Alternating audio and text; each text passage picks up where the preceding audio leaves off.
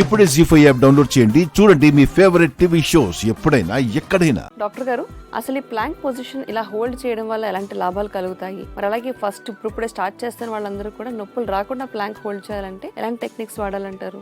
ఆసనాలు చేసినప్పుడు ఆసనం వేసి అదే భంగిమలో కదపకుండా ఉంటే పర్టికులర్ ఏరియాకి ఎలా స్పెషల్ బెనిఫిట్ వస్తుందో ప్లాంక్ పొజిషన్ లో కూడా సేమ్ ఇక్కడ ఆసనం లాగా ఒక పేరు అట్లా పెట్టట్లేదు కానీ పొజిషన్ పెట్టి హోల్డ్ చేసి ఉంచుతారు. హోల్డ్ చేసి ఉంచినప్పుడు బాడీని ఆ బరువుని ఆ ప్రెషర్ ని ఆపాలి కదా. అవును, ఎనర్జీ లెవెల్స్ ఎక్కువ బర్న్ అవ్వటం, మజిల్స్ లో కూడా మంచి మార్పు రావటం, టోన్ పెరగటం అనేది జరుగుతుంది. ఇట్లా కొత్తలో చేసేటప్పుడు నొప్పులు ఎక్కువ వచ్చి పట్టేస్తాయి.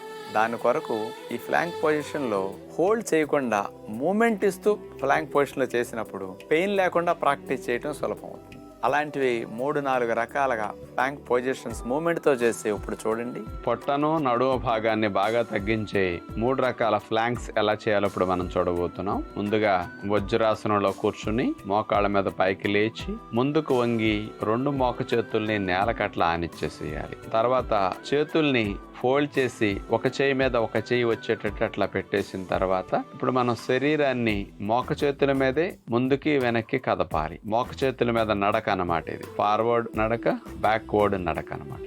శరీరం బరువంతా చేతుల మీద పాదాల మీద పడుతుంది. ఇట్లా వెనక్కి ముందుకి ఒక 5-6 రౌండ్లు 7 రౌండ్లు చేయగలిగితే బాగుంటుంది. బరువు తగ్గటానికి ఇలాంటివి చాలా బాగా ఉపయోగపడతాయి. బాగా స్ట్రెయిన్ అనిపిస్తుంది కాబట్టి ఒక 1/2 నిమిషం విశ్రాంతి తీసుకుని రెండో ఫ్లాంక్ ఎలా చేయాలో ఇప్పుడు మనం చూడబోతున్నాం. వజ్రాసనంలో కూర్చున్న తర్వాత మోకాళ్ళ మీద పైకి లేచి ఇందాటి వలె మోక చేతుల్ని నేల కానించి ఆ తర్వాత పాదాలను వేళ్ల మీద ఆనించి మడం పైకి లేపేసి చేతుల్ని అట్లాగా కదలకుండా ఉంచి ఓన్లీ కాళ్ళను మాత్రమే మోకాల దగ్గరకు మడిచి మోకాల భాగం రొమ్ము దగ్గరకు వచ్చేటట్టు దగ్గర అట్లా ఫోల్డ్ చేయాలి. ఒకసారి కుడికాలు, ఒకసారి ఎడమకాలు అట్లా ఆల్టర్నేటివ్ లెగ్ మూమెంట్ ఇస్తూ చేయటం ద్వారా నడుము, సీటు భాగము, కాళ్ళ భాగము, తొడల భాగం ఇవి కూడా ఈ ఫ్లాంక్ లో బాగా తగ్గుతాయి. ఇట్లా ఒక 15-20 రౌండ్ చేయగలిగితే మంచిది కాళ్ళకు. ఇక చివరిగా 3వ ఫ్లాంక్ శరీరాన్ని మళ్ళీ ఇందాటి వలె మోక చేతుల మీద పెట్టి ఇంతకు ముందు మోక చేతుల మీద ఎలా నడిచామో ఇప్పుడు పాదాల మీద నడవాలి.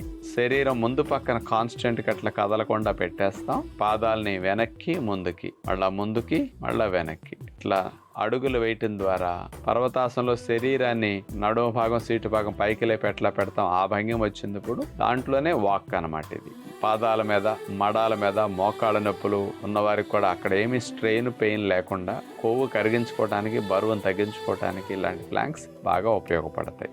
చూసారు కదండి. మరి ఈ ప్లాంక్ పొజిషన్ హోల్డ్ చేయడం వల్ల ఆరోగ్యపరంగా ఎన్నో రకాల లాభాలు ఉన్నాయి. కానీ అలా హోల్డ్ చేయాలంటే కాస్త ఫిట్నెస్ లెవెల్ కూడా ఇంపార్టెంట్ కాబట్టి మనం ప్రతిరోజు యోగా భాగంలో చూపించే వ్యాయామాలను ప్రాక్టీస్ చేయడానికి ప్రయత్నించండి.